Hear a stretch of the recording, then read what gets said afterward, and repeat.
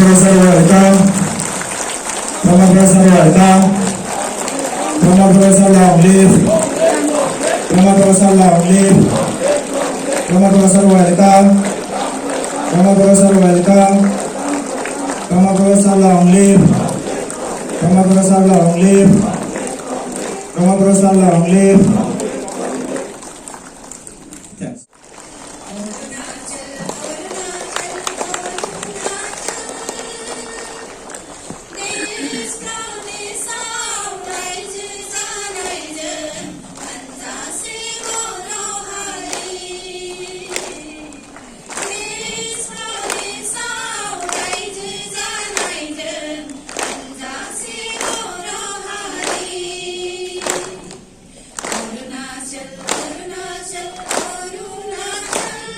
धन्यवाद सर।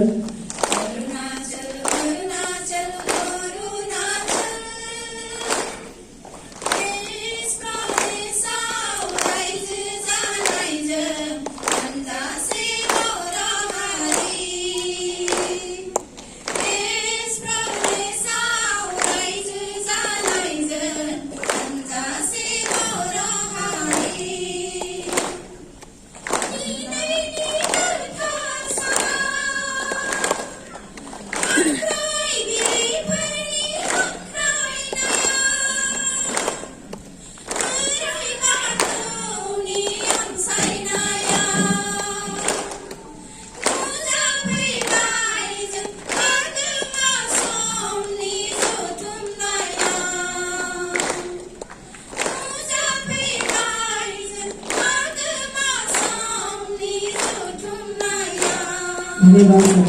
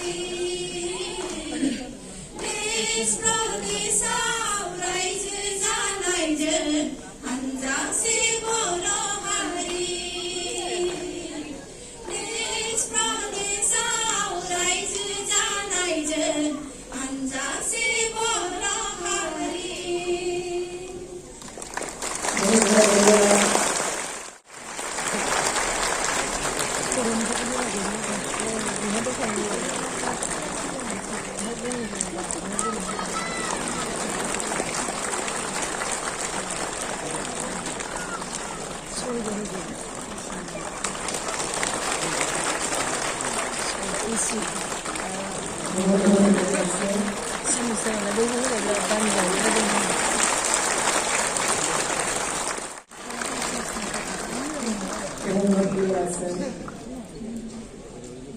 आगे मैं आमंत्रित करना चाहूंगी हमारे बीच मौजूद और बोडो स्टूडेंट यूनियन श्री कुसुम कुमार स्वर्गेरी जी को कि आप आगे आए और हमारे बीच आए हुए प्रोफेसर ताना सोरंग जी, प्रेसिडेंट ऑफ निसी एलाइट सोसाइटी को आप सम्मानित करें। उपस्थित निसी एलाइट सोसाइटी की ऑनरेबल प्रेसिडेंट, अभी के ऑनरेबल प्रेसिडेंट प्रोफेसर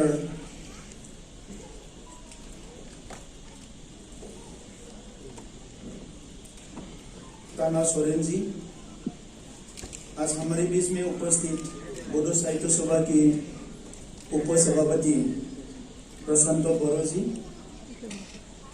और बोडो स्टूडेंट की एडवाइजर कुसुम स्वर्गेरी जी, आज हमारे बीच में उपस्थित ईटानगर की एमएलए केसी कासो जी,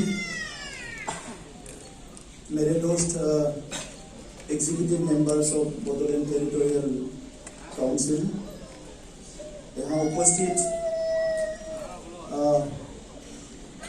लिखा ताजी जी, मेरे पुराने मित्र, हमारे इस ऑडिटोरियम में उपस्थित बोडो ऑर्गेनाइजेशंस की, खास करके अरुणाचल की और हमारे बॉर्डर एरिया में जो डिस्ट्रिक्ट है इसके आए हुए बोडो साहित्य सभा, एफसू और अलग अलग संस्था की हमारे प्रेसिडेंट, सेक्रेटरी और मेंबर्स, और मेरे प्यारे दादा भाई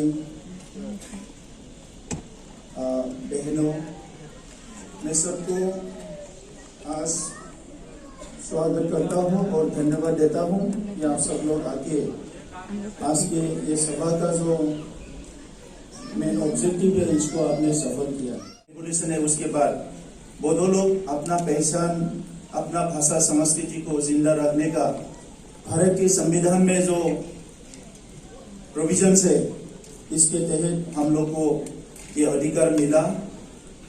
आज बोडो भाषा एक शेड्यूल में है, भारत के एक शेड्यूल लैंग्वेज में है, और बोडो को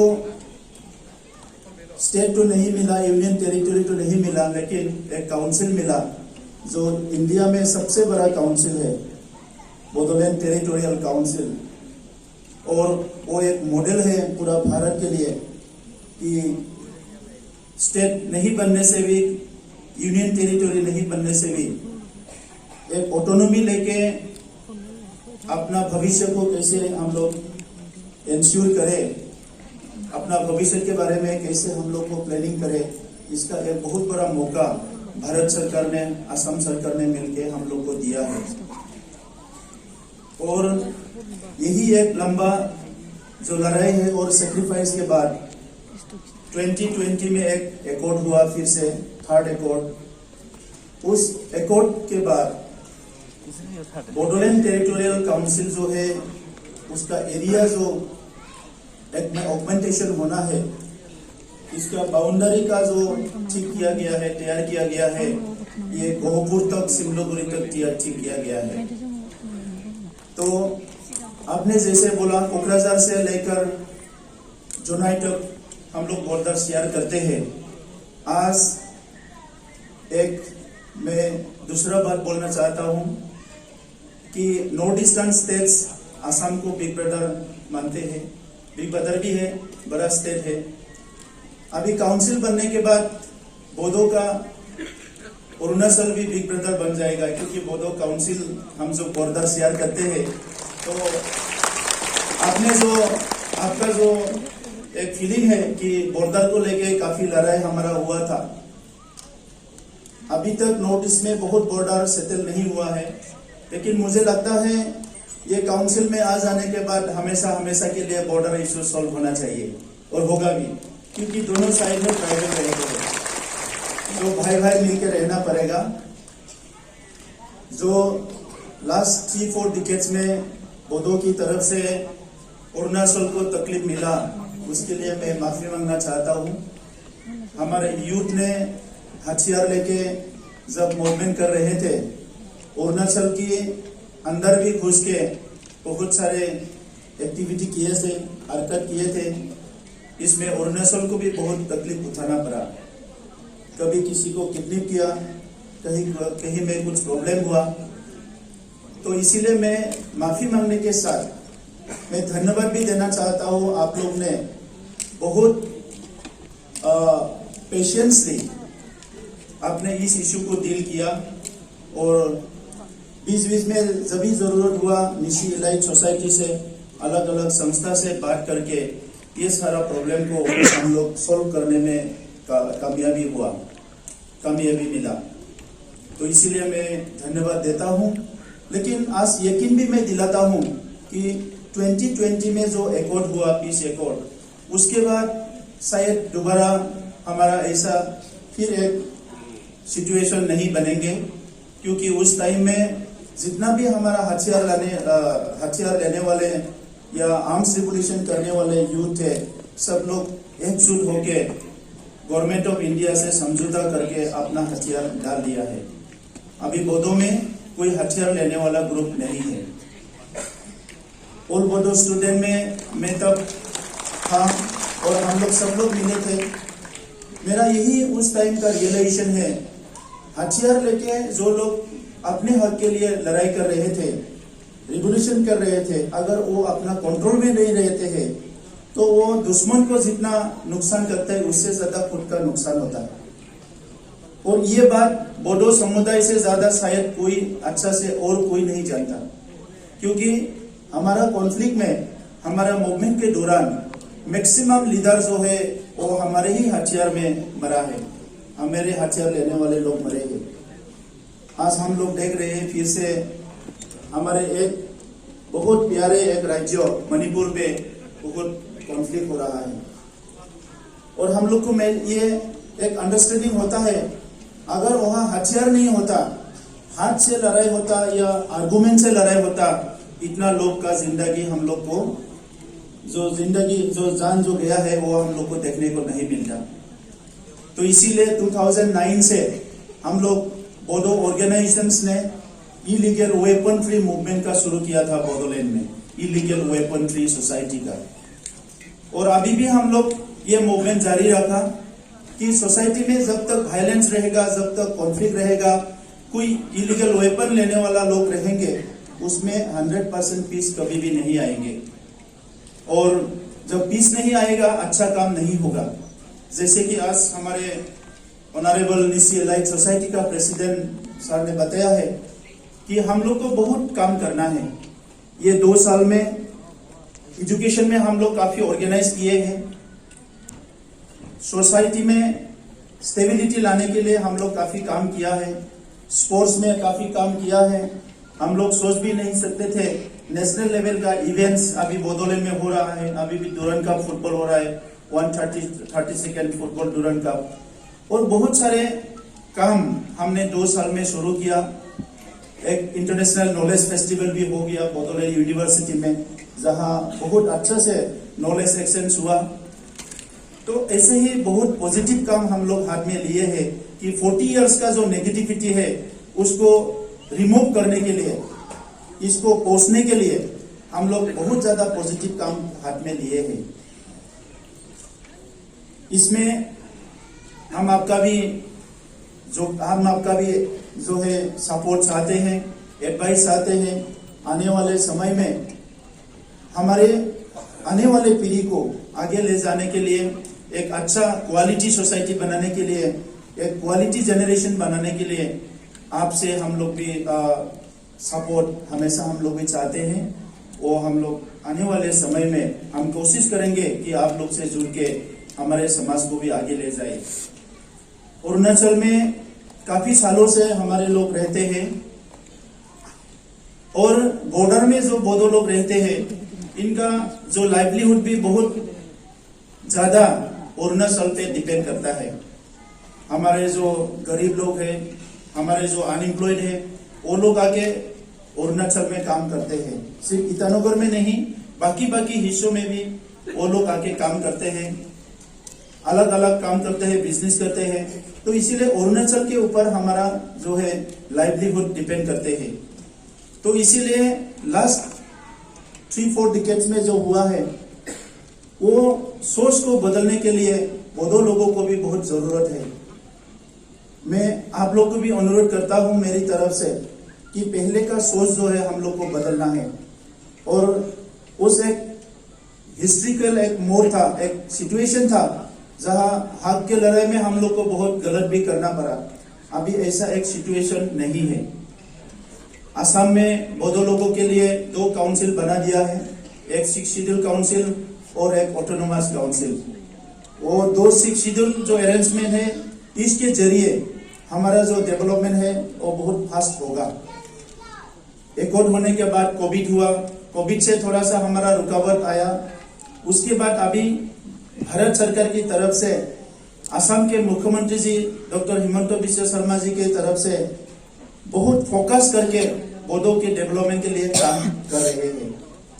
तो इसीलिए मैं चाहूंगा कि हमारे बोडो लोगों के भी जो सोच है इसको बदलना है, और अरुणाचल में जो रहते हैं यहाँ के रीति रिवाज, संस्कृति, यहाँ के कानून सबको मान के हम लोग को चलना है।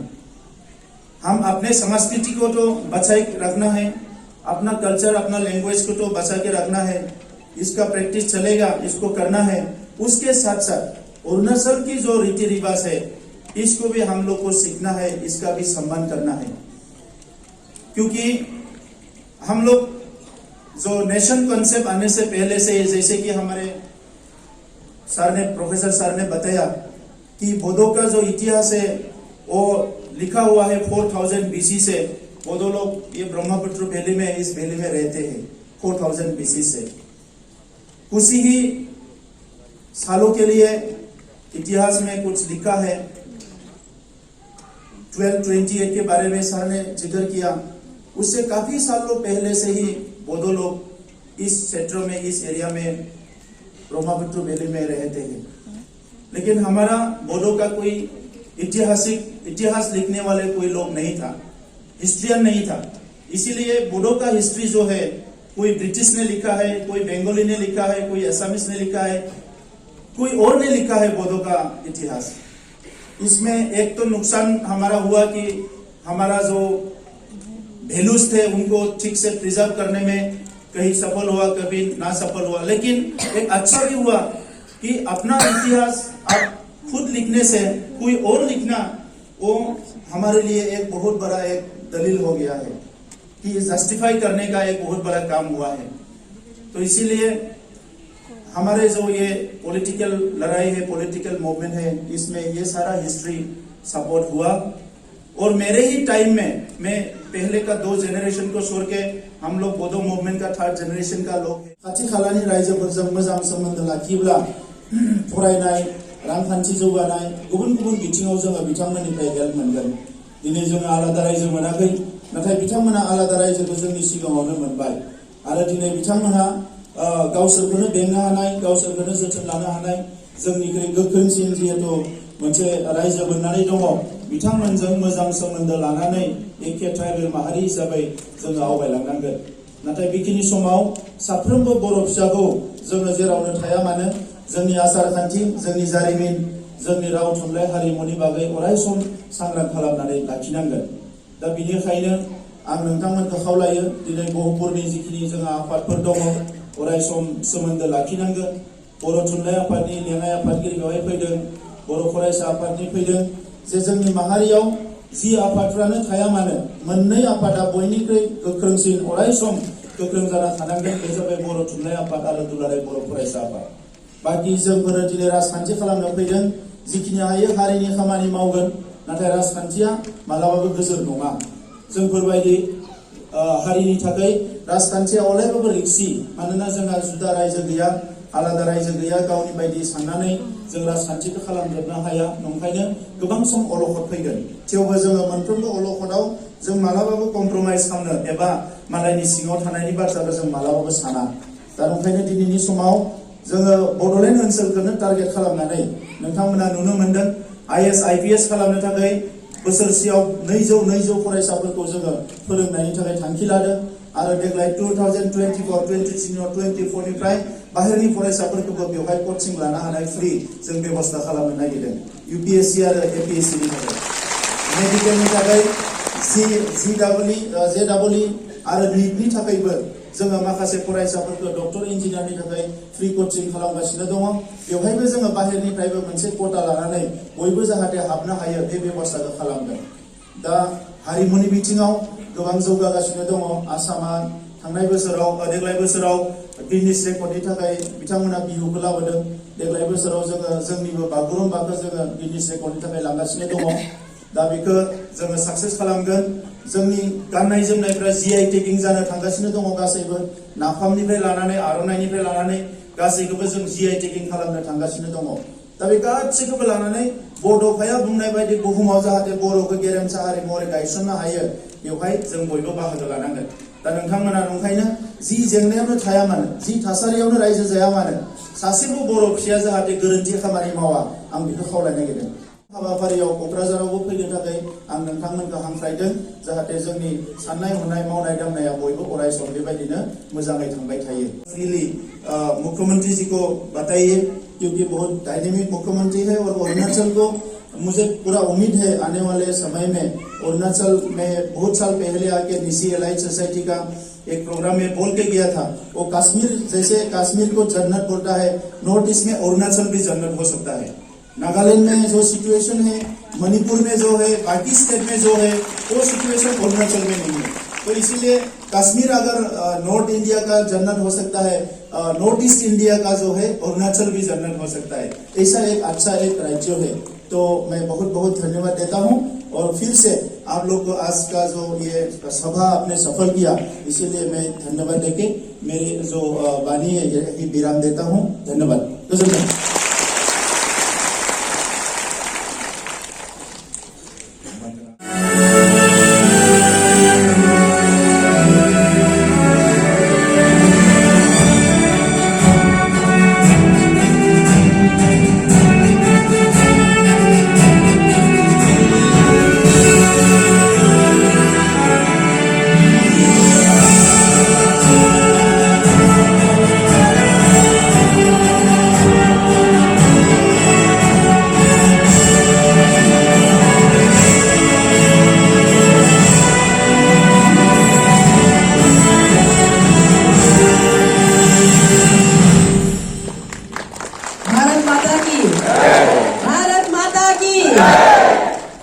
सबको बहुत बहुत धन्यवाद। इसी के साथ आज का ये प्रोग्राम समाप्त होते हैं, इसी उम्मीद के साथ कि जितने भी यहाँ आए हैं इस प्रोग्राम से कुछ न कुछ अच्छी यादें, अच्छी चीजें लेके जाएंगे। भूल चूक माफ करें।